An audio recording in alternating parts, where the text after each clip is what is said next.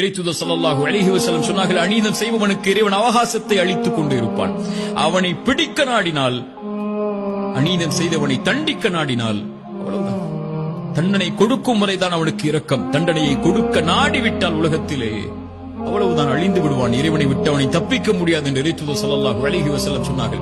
இறைத்தூதர் ஸல்லல்லாஹு அலைஹி வஸல்லம் அபிசீனிய நாட்டில் நடந்த ஏதாவது ஆச்சரியப்படுத்தக்கூடிய செய்தி இருந்தால் சொல்லுங்கள் என்று நபித்தோழர்களிடத்தில் கேட்டபோது ஒரு நபித்தோழர் சொன்னார், இறைத்தூதரே, ஒரு வயதான ஒரு பெண்மணி தன்னுடைய தோளில் தண்ணீர் பாத்திரங்களை சுமந்து கொண்டு நடந்து சென்று கொண்டிருந்தாள்.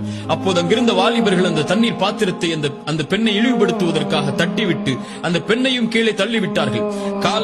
கால் வழிக்கு அந்த பெண் கீழே விழுந்தவள் எழுந்து ஒரு வார்த்தை சொன்னால், இறைத்தூதரே, அது எங்களை ஆச்சரியப்படுத்தியது. என்னை அநீதம் செய்தவனே, நாளை மறுமை என்ற ஒரு நாள் வரும், இறைவன் சிம்மாசனத்தை அமைப்பான். முதலாவர் முதல் இறுதியான மனிதர் வரை எல்லோரைகளையும் ஒன்று கூட்டுவான். நாவுகள் சீலிடப்பட்டு கரங்கள் தோள்கள் பேசும். அந்த நேரத்தில் இறைவனுக்கு முன்னால் என்னுடைய சிம்மாசனம் இருக்கும் போது உனக்கும் எனக்கும் நடந்த இந்த அநீதி அங்கே பேசப்படும். அப்போது பார்த்துக் கொள்கிறேன் உன்னை என்று சொன்னாள். அந்த செய்தி என்னை ஆச்சரியப்படுத்தியது. இறைத்தூதர் சொன்னார்கள், அந்த பெண் உண்மையைத்தான் சொன்னாள்.